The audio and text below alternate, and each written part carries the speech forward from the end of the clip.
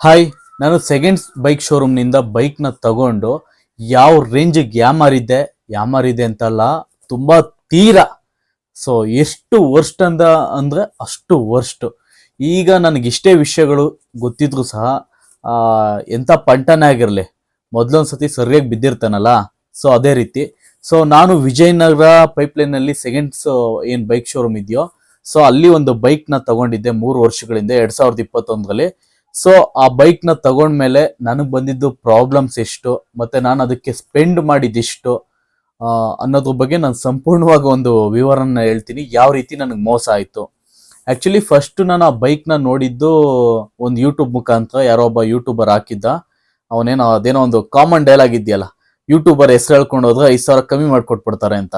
So ಹಂಗೆ ಯಾವೊಂದು ಒಬ್ಬೊಂದು ವಿಡಿಯೋನ ನೋಡ್ಕೊಂಡು ಹೋಗಿದ್ದು. ಫಸ್ಟ್ ಆಕ್ಚುಲಿ ಒಬ್ಬ ಮೆಕ್ಯಾನಿಕ್ನ ಕರ್ಕೊಂಡು ಹೋಗಿ ವಿಡಿಯೋ ದಲ್ಲಿ ಏನ್ ತೋರಿಸಿದ್ರು ಆ ಬೈಕ್ ನ ಕ್ಲೀನ್ ಆಗಿ ನೋಡ್ಕೊಂಡು ಹೋದೋ. ನೆಕ್ಸ್ಟ್ ಡೇ ಬಂದು ಇನ್ನೊಬ್ಬ ಮೆಕ್ಯಾನಿಕ್ ನ ಕರ್ಕೊಂಡು ಬಂದೆ. ಅವ್ರ ಕೈಲಿ ಒಂದ್ಸತಿ ಚೆಕ್ ಮಾಡಿಸಿ ಕರ್ಕೊಂಡು ಹೋದೆ. ಮತ್ತೆ 3ನೇ ದಿನ ಬಂದೆ, ಇನ್ನೊಬ್ರು ಮೆಕ್ಯಾನಿಕ್ ನ ಕರ್ಕೊಂಡು, ಸ್ವಲ್ಪ ಇನ್ನೂ ಚೆನ್ನಾಗಿ ಎಕ್ಸ್ಪರ್ಟ್ ಇರೋರ್ನ ಕರ್ಕೊಂಡು ಬಂದು ಬೈಕ್ ನ ಕ್ಲೀನ್ ಆಗಿ ಚೆಕ್ ಮಾಡಿಸ್ದೆ. ಸೊ ಬೈಕ್ ಔಟ್ಲುಕ್ ಏನಿದೆಯೋ ತುಂಬಾ ಮಸ್ತಾಗಿತ್ತು. ಸೊ ಓಡಿಸಿ ಚೆಕ್ ಮಾಡಿ ಅಂತ ಹೇಳಿದ್ರು. ಇಲ್ಲ, ನಾನು ಶೋರೂಮ್ ಒಂದ್ಸತಿ ಕೊಡಿ, ನಾನು ಒಂದ್ಸತಿ ಶೋರೂಮ್ ಎಲ್ಲ ನೋಡ್ಕೊಂಡ್ ಬರ್ತೀನಿ, ಇಲ್ಲೇ ಚಂದ್ರಲೆ ಹೋಟೆಲ್ ಅಂತ ಅಂದೆ. ಇಲ್ಲ, ಶೋರೂಮ್ಗೆ ಅಲ್ಲಿವರೆಗೂ ಎಲ್ಲ ಆಗಲ್ಲ, ಇಲ್ಲೇ 1 ಕಿಲೋಮೀಟರ್ 2 ಕಿಲೋಮೀಟರ್, ಇಲ್ಲ ನೀವೇ ಕರ್ಸ್ಕೊಳ್ಳಿ ಶೋರೂಮ್ ಇಂದ ಯಾರನ್ನಾದ್ರೂ ಬೇಕು.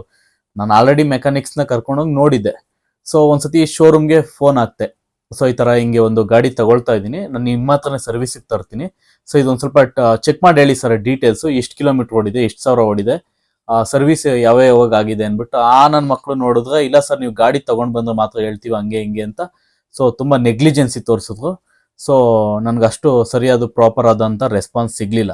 ಸೊ ನೆಕ್ಸ್ಟ್ ಆಟೋಮೆಟಿಕ್ಲಿ ಏನ್ ಮಾಡಿದೆ, ಸರಿ ಇನ್ನೇನು ಮೆಕ್ಯಾನಿಕ್ಸ್ 3 ಜನ ನೋಡಿದಾರಲ್ಲ ಅನ್ಬಿಟ್ಟು ಬೈಕ್ ಓಕೆ ಮಾಡ್ದೋ. 1,48,000. ಆಕ್ಚುಲಿ ನನಗೆ ವಿಜಯನಗರದಲ್ಲಿ ಸೆಕೆಂಡ್ ಶೋರೂಮ್ಗಳಲ್ಲಿ ಬೈಕ್ ನ ತಗೊಳ್ಳೋ ಇಂಟ್ರೆಸ್ಟೇ ಇರಲಿಲ್ಲ. ನಾನು ಅಲ್ಲಿ ಬೈಕ್ ನ ತಗೊಂಡಿದ್ದು ಒಂದೇ ರೀಸನ್ ಏನು ಅಂದ್ರೆ, ಲೋನ್ ಆಗುತ್ತೆ ಅನ್ನೋ ಒಂದೇ ಒಂದು ಕಾರಣಕ್ಕೆ. ಆಕ್ಚುಲಿ ನಾನು ಈ ವಿಜಯನಗರಕ್ಕೂ ಮೊದಲು ವಿವಿಪುರಂನಲ್ಲಿ ಒಂದು 4-5 ಗಾಡಿ ನೋಡ್ಕೊಂಡು ಬಂದು, ಲೈಟ್ ಆಗಿ ಮೈನರ್ ಆಗಿ ಬೋರ್ ಸೌಂಡ್ ಇದೆಲ್ಲ ಗೊತ್ತಾಗ್ತಾ ಇತ್ತು ಔಟ್ ಸೈಡೇನೆ. ಸೊ ಫೈನಲ್ ಆಗಿ ಇಲ್ಲಿ ಬಂದು ತಗೊಂಡಿದ್ದು. ಆಕ್ಚುಲಿ ನಾನು ಫುಲ್ ಕ್ಯಾಶ್ ಇದ್ದಿದ್ರೆ ನಾನು ನಿಜವಾಗ್ಲೂ ನನ್ನ ಮಕ್ಳ ಹತ್ರ ಹೋಗಿ ಗಾಡಿ ನಾನು ತಗೊಳ್ತಾನೆ ಇರಲಿಲ್ಲ. OLX ಅಲ್ಲೋ ಅಥವಾ ಲೋಕಲ್ ಅಲ್ಲಿ ಎಲ್ಲಾದ್ರೂ ಗಾಡಿಗಳನ್ನ ತಗೊಳ್ತಾ ಇದ್ದು. ಆಕ್ಚುಲಿ ನನ್ನ ಹತ್ರ ಇದ್ದಿದ್ದ ಅಮೌಂಟ್ ನ ಯಾರೋ ಫ್ರೆಂಡ್ಸ್ ಕಷ್ಟ ಅಂತ ಅಂದಾಗೆಲ್ಲ ಹೈದರಾಬಾದಲ್ಲಿ ಹೋಗಿ ಆಕ್ಸಿಡೆಂಟ್ ಮಾಡ್ಕೊಂಡಿದ್ರು ಇಬ್ರು ಚಪ್ಪರ್ ನನ್ನ ಮಕ್ಕಳು. ಸೊ ಕಷ್ಟ ಅಂತ ಅಂದ್ರಲ್ಲ ಅನ್ಬಿಟ್ಟು ನನ್ನ ಮಕ್ಳಿಗೆ ದುಡ್ಡು ಕೊಟ್ಟೆ. ಇವತ್ತಿಗೂ ₹1 ವಾಪಸ್ ಕೊಟ್ಟಿಲ್ಲ ಅವರು. ನನ್ನ ಮಕ್ಕಳಿಂದ ನಾನು ಹಾಳಾದೆ. ಸೊ ಅದು ಬಿಡಿ, ಅದು ಬೇರೆ ವಿಷಯ. ಸೊ ಬೈಕ್ ನ ತಗೊಳ್ತೀನಿ, 1,48,000 ಬೈಕ್ ಪ್ಲಸ್ 2,000 ಕಮಿಷನ್, ಅದು ಏನೋ ಸೇಲ್ ಮಾಡ್ತಾರಲ್ಲ ಆ ಕಮಿಷನ್ ಅಂತೆ. ಆಮೇಲೆ ನೋಡಿದ್ರೆ ಇನ್ಸೂರೆನ್ಸ್ ಎಕ್ಸ್ಪೈರ್ ಆಗಿತ್ತು, ಮತ್ತೆ ಏನದು ನಮ್ಮ ಹೆಸರಿಗೆ ನೇಮ್ ಟ್ರಾನ್ಸ್ಫರ್, ಇಷ್ಟು ಸೇರಿ ಈ ಸಿರಿ ಸಂಪತ್ಗೆ 1,56,000 ಆಗಿತ್ತು. ಯಾವ್ದಿದು balance point consultant. So almost ಇಲ್ಲಿಗಾಗಲೇ 3 ವರ್ಷ ಆಗಿದೆ. ಸೊ ಈ ಗಾಡಿನ ತಗೊಂಡಾದ್ಮೇಲೆ ನಾನು ಟೋಟಲ್ ಸ್ಪೆಂಡ್ ಮಾಡಿದ ಅಮೌಂಟ್ ನೀವು ಕೇಳಿದ್ರೆ ದಂಗಾಗಿ ಹೋಗ್ತೀರಾ.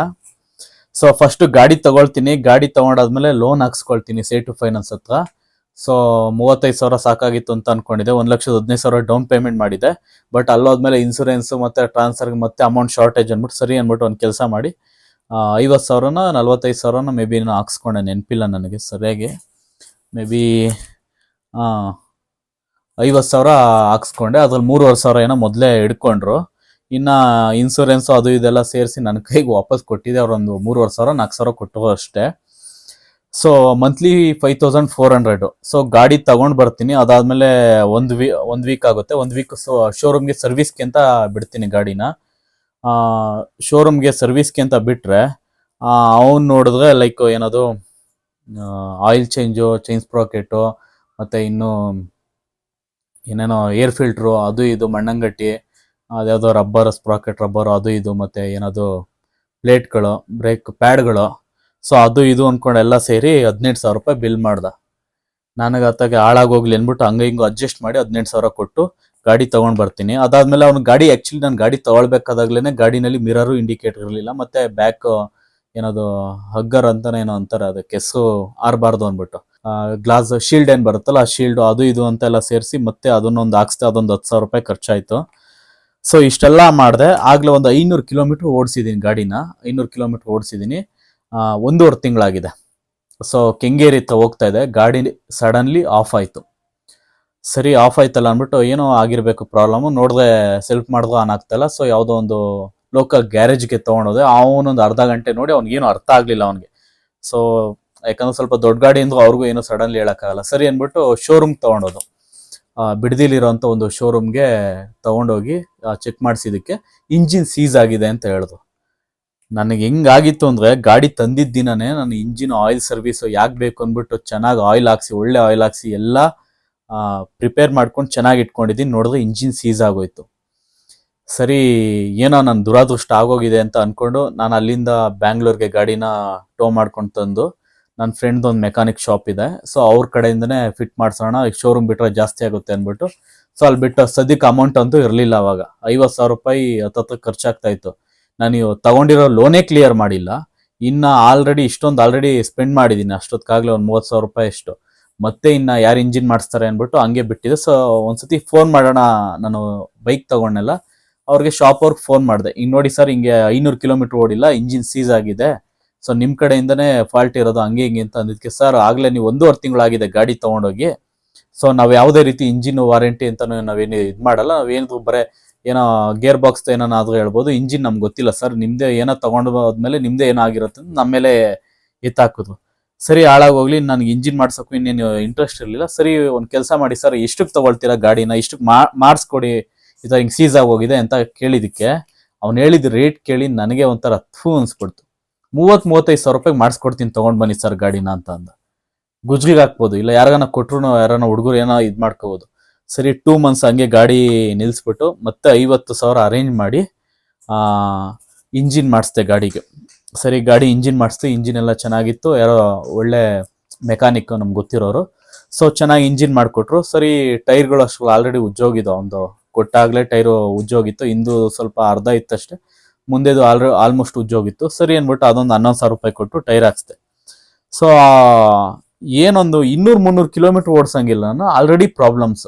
ಸೊ ನನ್ಗೆ ನೋಡಿ ಬೇಜಾರಾಗ್ಬಿಟ್ಟು ನನ್ನ ತಮ್ಮಂಗೆ ಕೊಟ್ಬಿಟ್ಟೆ. ಮತ್ತೆ ಆಮೇಲೆ ಏನೋ ಶಾಕ್ ಅಬ್ಸರಲ್ಲಿ ಆಯಿಲ್ ಸೀಲ್ ಹೋಗಿದೆ ಅಂದ್ಬಿಟ್ಟು ಎರಡೂ ಅದು ಕಿತ್ಕೊಂಡು ಬರ್ತಾ ಇತ್ತು. ತೊಗೊಂಡ್ ಬರಪ್ಪ, ಮತ್ತೆ ಸರ್ವೀಸು ಅದು ಇದು ಅಂತ ಎಲ್ಲ ಸೇರಿ ಮತ್ತೆ ಒಂದು 10,000 ಚಿಲ್ಲರೆ ಹೋಯ್ತು.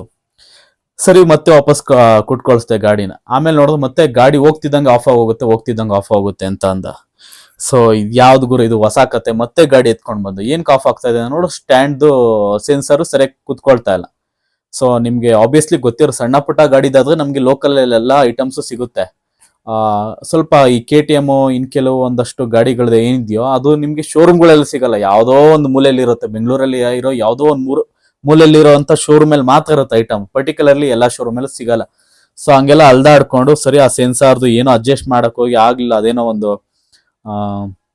ಸೆನ್ಸಾರ್ನ ತಂದು, ಕಮ್ಮಿನೇ ಅದು, ಎಷ್ಟು 250-300 ರೂಪಾಯಿ ಸೆನ್ಸಾರ್ ಏನೋ, ಬಟ್ ಏನೋ ಒಂದು ಏನದು ಒಂದು ಇದು ಬರುತ್ತೆ, ಮ್ಯಾಗ್ನೆಟಿಕ್ ಆಗಿ ಒಂದು ಸಣ್ಣ ನೆಟ್ ಥರ ಬರುತ್ತೆ, ಅದು ಸಿಗ್ತಾ ಇಲ್ಲ.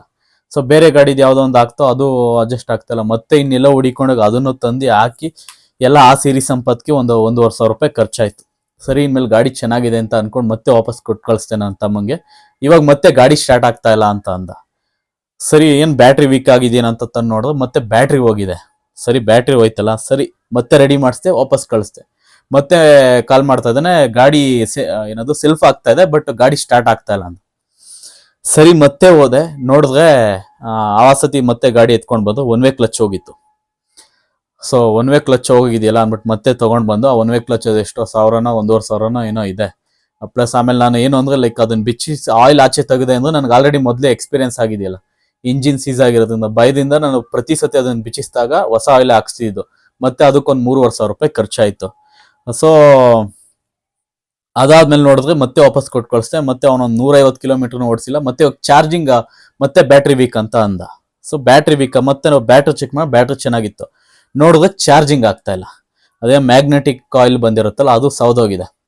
ಸೊ ಆ್ಯಕ್ಚುಲಿ ಅದು ಇಂಜಿನ್ ಬಿಚ್ಚಿದಾಗೆ ಹೇಳಿದ್ರು, ಇದು ಆಲ್ರೆಡಿ ಸೌದೋಗಿದೆ, ಇಷ್ಟು ಬೇಗ ಸವಿಯಲ್ವೆಲ್ಲ 10-12,000 ಕಿಲೋಮೀಟರ್ಗೆ ಅಂತ ಹೇಳಿದ್ರು. ಸರಿ ನೋಡಿದ್ರೆ ಅದು ಸೌದೋಗಿದೆ. ಮತ್ತೆ ಅದನ್ನು ಕಳಿಸಿ ಮತ್ತೆ ಶೋರೂಮ್ಗೆ ಇನ್ನೆಲ್ಲೂ ಸಿಗಲ್ಲ ಅಂದ್ಬಿಟ್ಟು ಶೋರೂಮ್ ಕಳಿಸಿ ಇನ್ನು ಅದು ಇದು ಸಣ್ಣ ಪುಟ್ಟ ಸರ್ವಿಸ್ ಅದು ಇದೆಲ್ಲ ಮಾಡಿಸೋಷ್ಟ್ರಲ್ಲಿ ಮತ್ತೆ ಅದೊಂದು 8-10,000 ರೂಪಾಯಿ ಮತ್ತೆ ಖರ್ಚಾಯಿತು. ಆಮೇಲೆ ಸರಿ ಇನ್ನೊಂದಷ್ಟು ದಿನ ನೋಡಿ ಬೇಜಾರಾಗಿ ನನಗೆ ಇನ್ನೇನು ಸೇಲ್ ಮಾಡಿಬಿಡೋಣ, ಮತ್ತೆ 390cc ಸುಮ್ಮನೆ ಯಾಕೆ ಬೇಕು ಅಂದ್ಬಿಟ್ಟು ಸೊ ಸೇಲ್ ಮಾಡೋಣ ಅಂತ ನಾನೇ ತಂದಿಟ್ಕೊಂಡು ನೋಡ್ತೀನಿ, ಸೌಂಡ್ ಬರಕ್ ಶುರು ಆಯ್ತು. ನನಗೆ ಮತ್ತೆ ಅಲ್ಲಿ ಇಂಜಿನಿಂದ ಸೌಂಡ್ ಬರ್ತಾ ಇದೆಯೋ ಅಂತ ನನಗೆ ಭಯ ಶುರು ಆಯ್ತು. ಮತ್ತೆ ಮೆಕ್ಯಾನಿಕ್ ಶಾಪ್ ಹತ್ರ ತಗೊಂಡು ಹೋದ್ರೆ ಅವನು ನೋಡ್ಬಿಟ್ಟು, ಇಲ್ಲ ಬ್ರೋ ಆ ಥರ ಏನಾಗಿಲ್ಲ ಅಂದ್ಬಿಟ್ಟು ಕ್ಲಚ್ ಬೆಲ್ದೇನೋ ಸೌಂಡ್ ಬರ್ತಾ ಇತ್ತು, ಅದು ಉಜ್ಜೋಗಿತ್ತು, ಅದನ್ನೇನು ಅಡ್ಜಸ್ಟ್ ಮಾಡೋಕ್ಕೂ ಆಗ್ತಾ ಇರಲಿಲ್ಲ. ಮತ್ತೆ ಅದನ್ನು ಎಲ್ಲ ಚೇಂಜ್ ಮಾಡಿ ಮತ್ತೆ ಆಯಿಲ್ ಎಲ್ಲ ಚೇಂಜ್ ಮಾಡಿಸ್ರಲ್ಲ, ಆ ಸೀರೀಸ್ ಸಂಪತ್ಕೊಂದು 5,000 ರೂಪಾಯಿ ಮತ್ತೆ ಎಗ್ರೋಯ್ತು. ನನ್ಗೆ ಫಿಕ್ಸ್ ಆಗೋದೆ, ಇಲ್ಲ ಇನ್ನು ಈ ಗಾಡಿನ ಇಟ್ಕೊಂಡ್ರೆ ಇದಕ್ಕಿನ್ನ ದಡ್ಡತನ ಇನ್ನೊಂದಿಲ್ಲ, ಆಗ್ಲಿ ಲಕ್ಷಾಂತರ ರೂಪಾಯಿ ಮೇಲೆ ಎಗ್ರೋ ಹೋಗಿತ್ತು ನನಗೆ.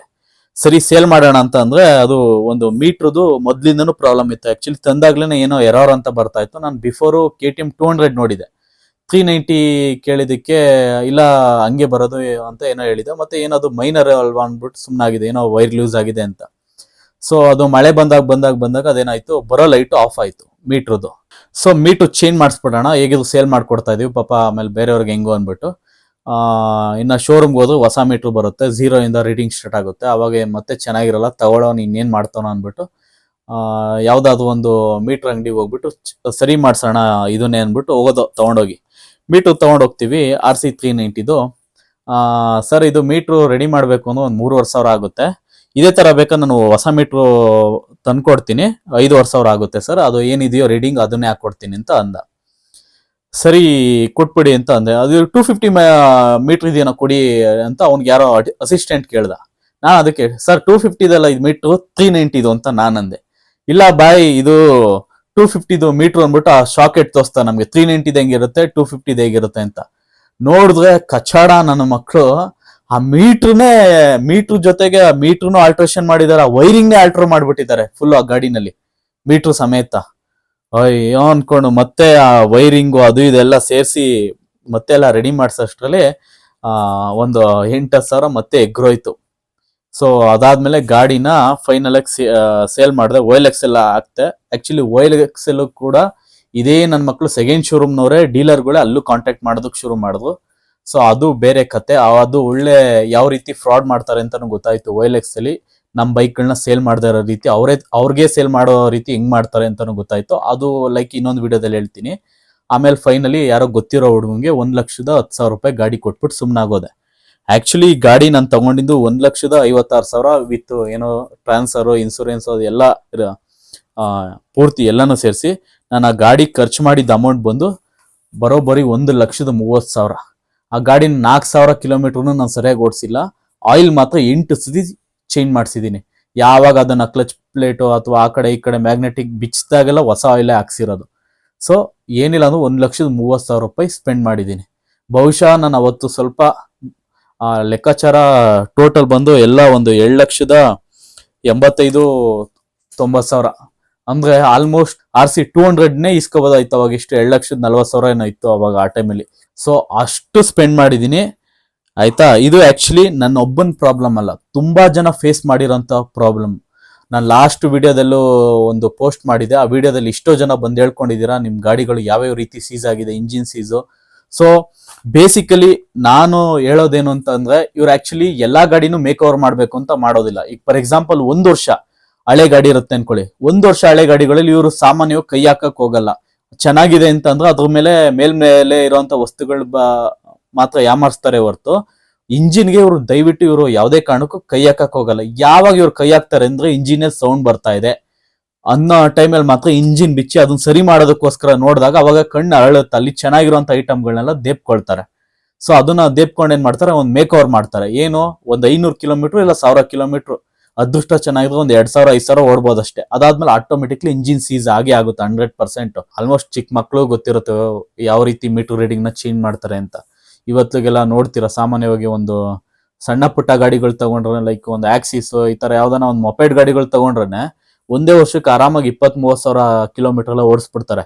ಬಟ್ ಇವ್ರ ಹತ್ರ ನೀವು 12-13 ವರ್ಷದ್ದು ಮೈಲೇಜ್ ಗಾಡಿನ ಕೇಳಿದ್ರು ಅದು ಓಡೋದು 15,000. ಮೇ ಬಿ ಇವ್ರ ಪ್ರಕಾರ 15,000 ಮೇಲೆ ಓಡೋದೇ ಇಲ್ಲ ಅನ್ಸುತ್ತೆ ರೀಡಿಂಗ್ ಅವ್ರ ಹತ್ರ ಇರೋಂಥ ಗಾಡಿಗಳಲ್ಲಿ. ಸೊ ಇದು ಅವ್ರ ಬೇಸಿಕ್ ಲಾಜಿಕ್.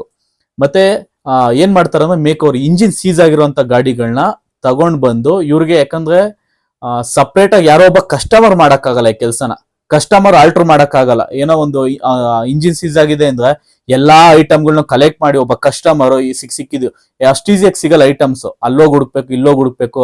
ಸೊ ಮತ್ತೆ ಕೆಲವರು 1 to ಡಬಲ್ ಎಲ್ಲ ಹೇಳ್ತಾರೆ, ಅಲ್ಲೆಲ್ಲ ತಂದು ಅವನು ಯಾಮಾರಿಸಿ ಈ ಸೆಕೆಂಡ್ ಶೋರೂಮ್ ಅವ್ರಿಗೆ ಅವ್ನ ಗಾಡಿ ಸೇಲ್ ಮಾಡಲ್ಲ ಅವನು. ಈ ನನ್ನ ಮಕ್ಳು ದೊಡ್ಡ ಪ್ರಳಯಾಂತಕರು ಇವ್ರು ಮೊದ್ಲೇ. ಸೊ ಇವ್ರೇನ್ ಮಾಡ್ತಾರೆ, ಇವ್ರ ಹತ್ರ ಬಂದಿದ್ದ ಗಾಡಿಗಳನ್ನ ಚೆನ್ನಾಗಿ ಉಜ್ಜಿ ತೀಡಿ ಸ್ವಲ್ಪ ಪಳಪಳ ಅನ್ನೋ ರೀತಿ ಮಾಡಿ ಯಾಮಾರಿಸ್ತಾರೆ ಕಸ್ಟಮರ್ಸ್ಗೆ. ದಯವಿಟ್ಟು ಹೇಳ್ತಾ ಇದ್ದೀನಿ, ಮಿಡಲ್ ಕ್ಲಾಸ್ ಹುಡುಗರು, ಅದ್ರಲ್ಲೂ ಕಾಲೇಜ್ ಹುಡುಗರು, ಯಾಕಂದ್ರೆ ನಾನು ನಿಮ್ ವಯಸ್ಸನ್ನ ದಾಟ್ ಬಂದಿರೋದು, ಯಾಕಂದ್ರೆ ನಮಗೂ ಆ ಟೈಮಲ್ಲಿ ಹೇಳಿದ್ರೆ ಅರ್ಥ ಆಗ್ತಿರ್ಲಿಲ್ಲ. ಸೊ ನನ್ನ ಎಕ್ಸ್ಪೀರಿಯನ್ಸ್, ಯಾಕಂದ್ರೆ ನೀವು ಕಷ್ಟಪಟ್ಟು ದುಡ್ದಿರ್ತೀರ, ದುಡ್ಡನ್ನ ಏನೋ ಪಾರ್ಟ್ ಟೈಮ್ ಮಾಡೋ ಅಥವಾ ನಿಮ್ ತಂದೆ ತಾಯಿ ಕೊಟ್ಟಿರೋ ದುಡ್ಡು ಅಲ್ಪ ಸ್ವಲ್ಪ ದುಡ್ಡಲ್ಲಿ ನೀವು ಉಳಿಸಿ ಚೆನ್ನಾಗಿರೋ ಬೈಕ್ ತಗೊಳ್ಬೇಕು. ಹೊಸ ಬೈಕ್ ಇವಾಗೆಲ್ಲ ಕಾಸ್ಟ್ಲಿ ಆಗಿದೆ. ಸೊ ನನಗೂ ಬೇರೆ ಹುಡುಗರ ತರ ಒಳ್ಳೆ ಬೈಕ್ ಬೇಕು ಅನ್ನೋ ಕಾರಣಕ್ಕೋಸ್ಕರ ಸೆಕೆಂಡ್ಸ್ ಬೈಕ್ ತಗೊಳಕ್ ಹೋಗಿ ಈ ತರ ಕೈ ಸುಟ್ಕೊಳ್ಳೋಂತ ಕೆಲಸನ ಮಾಡ್ಕೊಳಕ್ ಹೋಗ್ಬೇಡಿ. ಯಾಕಂದ್ರೆ ನಾನು ಈ ಗಾಡಿ ತಗೊಂಡಿರೋದು, ಅಮೌಂಟ್ ಸ್ಪೆಂಡ್ ಮಾಡಿರೋದು ಒಂದ್ ಕಡೆ ಆದ್ರೆ, ಇಷ್ಟೋ ಎಮರ್ಜೆನ್ಸಿ ಟೈಮ್ಗಳಲ್ಲಿ, ಕ್ರೂಷಿಯಲ್ ಟೈಮ್ಗಳಲ್ಲಿ ನಾನು ಕೈ ಕೊಟ್ಟಿದ್ದೆ ಗಾಡಿನ. ಇಷ್ಟೋ ಎಲ್ಲೆಲ್ಲ ಹೋಗ್ಬಿಟ್ಟು ಟೋ ಮಾಡ್ಕೊಂಡು ಬಂದಿರೋದಾಗಿದೆ. ಸೊ ಇಷ್ಟು ಕಡೆ ನಾನು ತಳ್ಳಿದೀನಿ ಅನ್ನೋದು ನನ್ಗೆ ಲೆಕ್ಕ ಇಲ್ಲ. ಸೊ ಇವಾಗ ಹೆಂಗಾಗಿದೆ ಅಂದ್ರೆ ನನ್ನ ಪರಿಸ್ಥಿತಿ, ನನ್ಗೆ ಬೈಕ್ಸ್ ಕಂಡ್ರೇನೆ ಇಷ್ಟ ಇಲ್ಲ. ಇವಾಗ ಯಾವ ಬೈಕ್ ಕಂಡ್ರೂ ಇಲ್ಲ, ಅದು ಒಂದು ಕ್ರೇಜ್ ಅಂತಾನೆ ಅಲ್ಲ, ಅದನ್ನ ಕಂಡ್ರೆ ಆಗಲ್ಲ ಅನ್ನೋ ಮಟ್ಟಕ್ಕೆ ಬಂದ್ಬಿಟ್ಟಿದ್ದೀನಿ ನಾನು. ಸೊ ಅದಕ್ಕೆ ದಯವಿಟ್ಟು ಗಾಡಿಗಳನ್ನ ತಗೊಳ್ಬೇಕಾದಾಗ ಹುಷಾರಾಗಿರಿ. ಸಾಧ್ಯ ಆದಷ್ಟು ಹೊಸ ಗಾಡಿಗಳನ್ನ ತಗೊಳ್ಳಿ. ದಯವಿಟ್ಟು ಹೊಸ ಗಾಡಿಗಳು ತಗೊಂಡ್ರೆ ನೀವು ಮತ್ತೆ ಸ್ಪೆಂಡ್ ಮಾಡೋ ಅವಂತ ಅವಶ್ಯಕತೆ ಇರೋದಿಲ್ಲ. ಅಥವಾ ಯಾವ್ದಾನ ಫ್ರೆಂಡ್ ಸರ್ಕಲ್ ಅಲ್ಲಿ ಇದ್ರೆ ತಗೊಳ್ಳಿ, OLX ಅಲ್ಲಿ ಇದ್ರು ತಗೊಳ್ಳಿ. ಬಟ್ OLX ಅಲ್ಲಿ ನೀವು ತಗೊಳ್ತೀನಿ, ಕ್ವಿಕರ್ ಅಲ್ಲಿ ತಗೋತೀನಿ ಅಂತ ಅಂದ್ರೆ ಡೈರೆಕ್ಟ್ ಕಸ್ಟಮರ್ ಅವನೇನ ಅನ್ನೋದನ್ನ ಕನ್ಫರ್ಮ್ ಮಾಡ್ಕೊಳ್ಳಿ. ನನ್ನ ಫ್ರೆಂಡ್ದು ಗಾಡಿ, ನಮ್ಮ ಅಣ್ಣನ ಗಾಡಿ, ನನ್ನ ತಮ್ಮನ ಗಾಡಿ, ಅವನೆಲ್ಲ ಹೋಗೋನೆ ಅಂದ್ರೆ ಈ ನನ್ನ ಮಕ್ಕಳನ್ನೇ ಯಾಮಾರಿಸಿ ಒಂದೊಂದು ಟೈಮು ಏನ್ ಮಾಡ್ತಾರೆ, ಸೇಲ್ ಮಾಡ್ತಾರೆ. ಸೊ ಆಮೇಲೆ ಏರಿಯಾಗಳು ನೋಡ್ಕೊಳ್ಳಿ. ಈಗ ಫಾರ್ ಎಕ್ಸಾಂಪಲ್ ಯಾವ್ದು ಈ ವಿವಿಪುರಂ, ವಿಜಯನಗರ, ಜಯನಗರ, ಎಲ್ಲೆಲ್ಲಿ ಶೋರೂಮ್ಗಳು ಇದೆಯಾ ಸೆಕೆಂಡ್ ಶೋರೂಮ್, ಆ ಏರಿಯಾಗಳಿಗೆ ಬರೋಕ್ ಕೇಳೋದು ಅಂದ್ರೆ ಹೋಗಕ್ಕೆ ಹೋಗ್ಬೇಡಿ. ಯಾಕಂದ್ರೆ ಅಲ್ಲೆಲ್ಲ ಇದಾರೆ ಅಂತ ಅಂದ್ರೆ ಇವ್ರು ಸೆಕೆಂಡ್ಸ್ ಅವರು ಈ ರೀತಿ ಒಂದ್ ಮಾಡ್ತಾರೆ. ಯಾಕಂದ್ರೆ ಇದು ನನ್ಗೆ ಈ ಬೈಕ್ ತಗೊಳಕ್ಕೂ ಮೊದಲು ಬಿಫೋರ್ ಒಂದು ಬೈಕಲ್ಲಿ ಎಕ್ಸ್ಪೀರಿಯನ್ಸ್ ಆಗಿತ್ತು. OLX ಅಲ್ಲೇ ನೋಡ್ಕೊಂಡು ಕಾಲ್ ಮಾಡ್ಕೊಂಡು ನೋಡಿದ್ರೆ ಅವನು ಸೆಕೆಂಡ್ ಶೋರೂಮ್ನವನು. ಮೆಕ್ಯಾನಿಕ್ಸ್ ನ ಕರ್ಕೊಂಡೋಗಿ ನಾನು ಚೆಕ್ ಮಾಡಿಸ್ತೀನಿ, ಇಲ್ಲ ಶೋರೂಮ್ ಅಲ್ಲಿ ಗಾಡಿನ ಚೆಕ್ ಮಾಡಿಸಿ ತಗೊಳ್ತೀನಿ ಅನ್ನೋ ದಡ್ಡತನ ಬೇಡ. ಬ್ರಹ್ಮ ಬಂದ್ರು ಈ ನನ್ನ ಮಕ್ಳು ಮಾಡಿರೋ ಅಂತ ಕಿತಾಪತಿ ಕೆಲಸನ ಯಾರು ಕೂಡ ಕಂಡಿಡಿಯಕ್ಕಾಗಲ್ಲ. ಯಾಕಂದ್ರೆ ನಿಮ್ಗೆ ಇವ್ರ ಹತ್ರ ನೀವು ಯಾವುದೇ ಬೈಕ್ ತಗೊಂಡ್ರು ಸೌಂಡ್ ಚೆನ್ನಾಗೇ ಇರುತ್ತೆ. ಇಂಜಿನ್ ಅಲ್ಲಿ ಯಾವುದೇ ರೀತಿ ಸೌಂಡ್ ಬರಲ್ಲ ನಿಮ್ಗೆ. 500-600 ಕಿಲೋಮೀಟರ್ ಆದ್ಮೇಲೆನೆ ನಿಮ್ಗೆ ಗೊತ್ತಾಗೋದು ಇಂಜಿನ್ ಅಲ್ಲಿ ಇವರು ಏನು ಎತ್ತಿ ಯಾಮಾರಿಸಿರ್ತಾರಲ್ಲ ಐಟಮ್ಸ್ಗಳು. ಸೊ ಅದರಿಂದ ಯಾಕಂದ್ರೆ ನಾನು ಅಮೌಂಟು ಸ್ಪೆಂಡ್ ಮಾಡಿರೋದು ಒಂದ್ ಕಡೆ ಆಗಿದ್ರೆ, ಆ ಗಾಡಿಗೆ ಐಟಮ್ಸ್ಗಳನ್ನ ತರಬೇಕು ಅಂದ್ರೆ ಬೆಂಗಳೂರಲ್ಲಿ ಇಷ್ಟೋ ಮೂಲೆಗಳನ್ನ ಅಲ್ದಾಡಿದೀನಿ ನಾನು. ಆ ಶೋರೂಮ್ಗೆ ಹೋಗಿ ಕೇಳಿದ್ರೆ ಆ ಶೋರೂಮ್ ಹತ್ರ ಇರಲ್ಲ, ಇನ್ನೊಂದು ಶೋರೂಮ್ಗೆ ಹೋಗ್ಬೇಕು. ಸೊ ಈ ತರ ಎಲ್ಲ ವಿಚಾರಿಸಿ 16 ಸತಿ ಹೆಂಗೆ ಅಂದ್ರೆ ಲೈಕ್ ಒಂದಷ್ಟು ಜನ ಶೋರೂಮ್ನವ್ರು ನನಗೆ ಫ್ರೆಂಡ್ಸೇ ಆಗ್ಬಿಟ್ಟಿದ್ದಾರೆ, ಪದೇ ಪದೇ ಹೋಗಿ ನನ್ನ ಹತ್ರ ಐಟಮ್ಸ್ ತರೋದಕ್ಕೋಸ್ಕರ. ಸೊ ಅದರಿಂದ ದಯವಿಟ್ಟು ಪ್ಲೀಸ್ ಯಾವುದೇ ಕಾರಣಕ್ಕೂ ಸೆಕೆಂಡ್ ಶೋರೂಮ್ ಅವ್ರ ಕಡೆಯಿಂದ ನೀವು ಬೈಕ್ನ ಬೈ ಮಾಡಕ್ ಹೋಗ್ಬೇಡಿ. ಇನ್ನೊಂದಷ್ಟು ಡೀಲರ್ಸ್ಗಳೇ ಕಮೆಂಟ್ ಹಾಕಿದ್ದಾರೆ, ಮಿಸ್ಲೈಡ್ ಮಾಡ್ತಾ ಇದ್ದೀರಾ, ಲೈಕ್ ಏನೇನೋ ಹೇಳ್ತಾ ಇದ್ದೀರಾ, ಏನದು ರಾಂಗ್ ಆಗಿ ಹೇಳ್ತಾ ಇದ್ದೀರಾ, ಸುಳ್ಳು ಹೇಳ್ತಾ ಇದ್ದೀರಾ ಅಂತ. ಅಲ್ಲ ಕಣ್ರಪ್ಪ, ನಿಮ್ಗೆ ಅನ್ಯಾಯದ್ದು ಮಾರ್ಗದಿಂದ ಬರ್ತಾ ಇರೋಂಥ ಹಣ ನಿಂತೋಗುತ್ತೆ ಅನ್ನೋದೇ ನಿಮ್ಗೆ ಇಷ್ಟೊಂದು ಹೊಟ್ಟೆ ಉರಿದ್ರೆ, ಇನ್ನ ಮಿಡಲ್ ಕ್ಲಾಸ್ ಹುಡುಗರು, ಒಬ್ಬ ಹುಡುಗ ಕಷ್ಟಪಟ್ಟು ಪಾರ್ಟ್ ಟೈಮ್ ಮಾಡೋ, ಇನ್ನೊಂದು ಮತ್ತೊಂದು ಅವ್ರ ತಂದೆ ತಾಯಿಗಳಿಂದ ಅಲ್ಲೋ ಇಲ್ಲೋ ಉಂಚಿ ಕಷ್ಟಪಟ್ಟು ಒಂದು ಬೈಕ್ನ ತಗೊಳ್ಬೇಕು ಅಂತ ಬಂದ್ರೆ, ಆ ಹುಡುಗಂಗೆ ನೀವು ಈ ರೇಂಜ್ ಟೋಪಿ ಹಾಕಿ ಕಳಿಸ್ತಿರಲ್ಲ, ಇದೇಗಾಗ್ಬೇಡ ಅವ್ರಿಗೆ. ಸೊ ಅದಕ್ಕೋಸ್ಕರ ನೀವು ಕಷ್ಟಪಟ್ಟಿರೋ ದುಡ್ಡು ತಲೆ ಮೇಲೆ ತಲೆ ಬೀಳಲಿ, ಏನೇ ಮಾಡಿ, ಯಾವನೇ ಕಚಡ ನನ್ನ ಮಗ ಯೂಟ್ಯೂಬರ್ ಬಂದು ಪ್ರಮೋಟ್ ಮಾಡ್ಲಿ, ದಯವಿಟ್ಟು ಆ ನನ್ನ ಮಕ್ಕಳು ಮಾತನ್ನ ನೀವು ನಂಬಕ್ ಹೋಗ್ಬೇಡಿ. ಯಾಕಂದ್ರೆ ಪ್ರಮೋಟ್ ಮಾಡೋದೇ ಬೇರೆ. ಈಗ ಒಬ್ಬ ಆಡ್ ಮೇಕರ್, ಇವಾಗ ನಾನು ಹೇಳ್ಬೋದು, ಮಗ ಅಲ್ಲೋ ನನಗೂ ಯಾರೊಬ್ಬ ಫ್ರೆಂಡ್ ಹೇಳ್ದ, ಮಗ ಅಲ್ಲೆಲ್ಲೋ ಒಂದ್ ಕಡೆ ಇದೆ, ಹೋಗಿ ಗಾಡಿ ತಗೊಳ್ಳೋ ನೀನು. ಅವನು ಹೇಳಿದಷ್ಟೇ, ಅವ್ನ್ ಗೊತ್ತಿಲ್ಲ ಅಲ್ಲಿ ಏನಿದೆ, ಏನ್ ಬಂಡವಾಳ ಅಂತ. ಅದೇ ರೀತಿ ಯೂಟ್ಯೂಬರ್ಸು ಎಕ್ಸ್ಪ್ಲೋರ್ ಮಾಡ್ತಾರಷ್ಟೇ, ಆ ಜಾಗದಲ್ಲಿದೆ ಬೈಕ್ಸು, ಹೋಗಿ ತಗೊಳ್ಳಿ ಹಾಗೆ ಹೇಗೆ ಅಂತ. ಸೊ ದಯವಿಟ್ಟು ಬೇಡ. ಮತ್ತೆ ಈ ನನ್ನ ಮಕ್ಕಳ ಹತ್ರ ನಿಮಗೆ ಕಮ್ಮಿ ರೇಟ್ಗಂತೂ ಸಿಗಲ್ಲ. ಯಾವುದೋ ಮೊನ್ನೆ ಒಂದು ಹಿಂಗೆ ಸೆಕೆಂಡ್ಸ್ ವಿಡಿಯೋ ನೋಡ್ತಾ ಇದೆ, ಯಾವುದಾದ್ರು 2016 ಮಾಡೆಲ್ಲು KTM 200 ನಾನ್ ABS ಮಾಡೆಲ್ನ ಈಗ 2024ರಲ್ಲಿ 1,45,000 ರೂಪಾಯಿ ಹೇಳ್ತಾ ಇದ್ದ. ಅದ್ ಯಾವ ಲೆಕ್ಕಾಚಾರದಲ್ಲಿ ಹೇಳ್ದೋ ಗೊತ್ತಿಲ್ಲ. 2016 ಗಾಡಿ ಇದೆ 1,82,000 85,000 ಇತ್ತು. 8 ವರ್ಷ ಆಯ್ತು ಇಲ್ಲಿಗೆ ಲೆಕ್ಕಾಚಾರ. 8 ವರ್ಷದ ಹಳೆ ಗಾಡಿನ ಬರೀ 40,000 ಬಿಟ್ಬಿಟ್ಟು ಇನ್ನೂ ಹೇಳ್ತಾ ಇದ್ದಾನೆ. ಪ್ಲಸ್ ಇನ್ನೂ ಅದು ಟ್ರಾನ್ಸ್ಫರ್, ಅವ್ನ ಕಮಿಷನ್ ಎಲ್ಲ ಸೇರಿಸಿದ್ರೆ ಇನ್ನೂ ಒಂದು 35,000 ಅಷ್ಟೇ ಬಿಟ್ಟಂಗ ಆಗುತ್ತೆ 8 ವರ್ಷದ ಹಳೆ ಗಾಡಿಗೆ. ಸೊ ಅವ್ರೇನ್ ನಿಮ್ಗೆ ಚೀಪ್ ಆಗಂತೂ ಯಾವುದೇ ಕಾರಣಕ್ಕೂ ಶೋರೂಮ್ನವ್ರು ಗಾಡಿ ಕೊಡಲ್ಲ. 2 ಲಕ್ಷ ರೂಪಾಯಿ ಗಾಡಿ ಇದೆ ಅಂದ್ರೆ, ಫಾರ್ ಎಕ್ಸಾಂಪಲ್, ಇಲ್ಲ ಇನ್ನು 1 ಲಕ್ಷ ರೂಪಾಯಿ ಗಾಡಿ ಇದೆ ಅಂತ ಅನ್ಕೊಂಡ್ರೆ, ನಿಮ್ಗೆ ಒಂದು 4 ವರ್ಷ ಹಳೇದಾಗಿದೆ ಆ ಗಾಡಿ ಅಂತ ಅಂದ್ರೆ, ಸ್ಟಿಲ್ ಇನ್ನೂ ನೀವು ಅವ್ರಿಗೆ 70,000 ರೂಪಾಯಿಗಿನ ಅವ್ರು ಕಮ್ಮಿ ನಿಮ್ ಗಾಡಿನ ಸೇಲ್ ಮಾಡೋದೇ ಇಲ್ಲ ಯಾವುದೇ ಕಾರಣಕ್ಕೂ. 70,000 ರಿಂದ 75,000 ಪ್ಲಸ್ ಅವ್ರದ್ದು ಕಮಿಷನ್ 2,000 ಟ್ರಾನ್ಸ್ಫರ್. ಆಯ್ತಾ, ಇದೆಲ್ಲ ಲೆಕ್ಕ ಹಾಕಿದ್ರೆ ನಿಮ್ಗೆ ಏನೂ ವರ್ತಿಲ್ಲ. ಸೊ ದಯವಿಟ್ಟು ಸ್ವಲ್ಪ ಕಷ್ಟ ಆದ್ರೂ ಪರವಾಗಿಲ್ಲ, ತಗೊಂಡ್ರೆ ಹೊಸ ಗಾಡಿ ತಗೊಳ್ಳಿ. ಇಲ್ಲಾಂದ್ರೆ ಹೊಸ ಗಾಡಿಗಳಲ್ಲಿ ನಿಮ್ಗೆ ಈಸಿಯಾಗಿ ಲೋನ್ ಸಿಗುತ್ತೆ. ಇಲ್ಲ ನೀವು ಸೆಕೆಂಡ್ಸ್ ಯಾರ್ದನ್ನ ಫ್ರೆಂಡ್ಸ್ ಹತ್ರ ಗಾಡಿಗಳನ್ನ ತಗೊಳ್ತಾ ಇದ್ದೀನಿ, ಸೊ ನನಗೆ ಲೋನ್ ಸಿಗ್ತಾ ಇಲ್ಲ ಅನ್ನೋದಾದ್ರೆ ನಿಮಗೆ ಗೂಗಲ್ ಮ್ಯಾಪಲ್ಲೇ ಹೊಡೀರಿ, ಲೈಕ್ 2 ವೀಲರ್ ಲೋನ್ಸ್ ಅಂತ ಹೊಡೀರಿ. ನಿಮಗೆ ಬ್ಯಾಂಕ್ಗಳ ಮುಖಾಂತರ ಆಗಿರ್ಬೋದು, ಈ ಮಣಪುರಮು ಏನೋ ಒಂದಷ್ಟು ಮುತ್ತೂಟು ಈ ಥರ ಎಲ್ಲ ಇಷ್ಟೊಂದು ಇದೆಯಲ್ಲ, ಸೊ ಅಲ್ಲೆಲ್ಲ ಹೋಗಿ ವಿಚಾರಿಸಿ. ಇಲ್ಲಾಂದ್ರೆ ಲೈಕ್ ಸೇಟು ಫೈನಾನ್ಸ್ಗಳಿರುತ್ತೆ, ಪ್ರತಿ ಏರಿಯಾಗಳಲ್ಲೂ ಇರುತ್ತೆ. ಸೊ ಅವ್ರ ಹತ್ರ ಹೋಗಿ, ಯಾರು ಸ್ವಲ್ಪ ಒಳ್ಳೆ ವ್ಯಕ್ತಿಗಳಿರ್ತಾರೋ ಅಂಥವ್ರ ಹತ್ರ ವಿಚಾರಿಸಿ. ಸ್ವಲ್ಪ ಅದೇನೋ ರಾಜವಲಿಲಿ ಏನೋ ಒಂದು ಡೈಲಾಗ್ ಇದೆಯಲ್ಲ, ನೋಡಿ ಮಾಡಿ ಸ್ನೇಹ ಮಾಡ್ರಪ್ಪ, ನಂಗೆ ನೋಡಿ ಮಾಡಿ ಗಾಡಿ ತಗೊಳ್ಳಿ.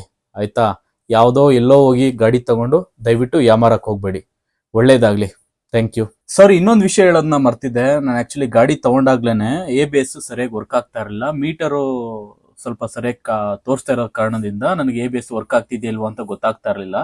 ಸೊ ಎಲ್ಲೋ ಒಂದ್ ಕಡೆ ವರ್ಕ್ ಆಗ್ತಾ ಇಲ್ಲ ಅಂತ ಅನಿಸ್ತು. ಸಾಮಾನ್ಯವಾಗಿ ನಾನು ABS ಗಾಡಿನ ಮೊದಲು ಬಿಫೋರ್ ಯೂಸ್ ಮಾಡಿರಲಿಲ್ಲ. ಸೊ ಶೋರೂಮ್ ವರ್ಕ್ ತಗೊಂಡಾಗ ಶೋರೂಮ್ನಲ್ಲಿ ಸ್ವಲ್ಪ ಆಯಿಲ್ ಏನೋ ಹಾಕ್ಬಿಟ್ಟು ಆ್ಯಡ್ ಮಾಡಿ ಇನ್ಮೇಲೆ ವರ್ಕ್ ಆಗುತ್ತೆ ಅಂತ ಹೇಳಿದ್ರು. ಸೊ ನಾನು ಹಾಗೆ ಅನ್ಕೊಂಡಿದ್ದೆ. ಬಟ್ ಆಕ್ಚುಲಿ ಅದು ತುಂಬಾ ದಿನ ಆದ್ಮೇಲೆ ನನ್ಗೆ ಗೊತ್ತಾಯ್ತು ABS ವರ್ಕೇ ಆಗ್ತಾ ಇಲ್ಲ, ನಾರ್ಮಲ್ ಡಿಸ್ಕ್ ಬ್ರೇಕ್ ಮಾತ್ರ ಹಿಡಿತಾ ಇದೆ ಅಂತ. ಆಕ್ಚುಲಿ ಅದೊಂದು ABS ಮೋಟರ್ ಏನೋ ಹೋಗಿದ್ಯಂತೆ, ಒಂದು 20,000 ಚಿಲ್ಲರೆ ಏನೋ ಆಗುತ್ತೆ ಅಂತ ಹೇಳಿದ್ರು. ನಾನು ಅದು ಇನ್ನೇನು ಡಿಸ್ಕ್ ಬ್ರೇಕ್ ಹಿಡ್ಕೊಂಡು ಸಾಕಲ್ಲ ಅಂದ್ಬಿಟ್ಟು ABS ನಾನು ಮೋಟ್ರನ್ನ ಯಾವತ್ತೂ ರೆಡಿ ಮಾಡಿಸ್ತಿಲ್ಲ. 3 ವರ್ಷ ಕೂಡ ಅದೇ ರೀತಿ ಯೂಸ್ ಮಾಡಿದ್ದೀನಿ. ಸೊ ಸೇಲ್ ಮಾಡಬೇಕಾದಾಗಲೂ ಅವ್ರಿಗೆ ಅದನ್ನೇ ಹೇಳ್ಬಿಟ್ಟು ಸೇಲ್ ಮಾಡಿದೆ. ABS ಮೋಟ್ರನ್ನ ಮಾತ್ರ ರೆಡಿ ಮಾಡಿಸ್ಲಿಲ್ಲ. ಇನ್ ಕೇಸ್ ಅದನ್ನು ನಾನು ರೆಡಿ ಮಾಡಿಸಿದ್ರೆ 1,30,000 ಅಲ್ಲ, 1,50,000 ಚಿಲ್ಲರೆ ಆಗಿರ್ತಿತ್ತು.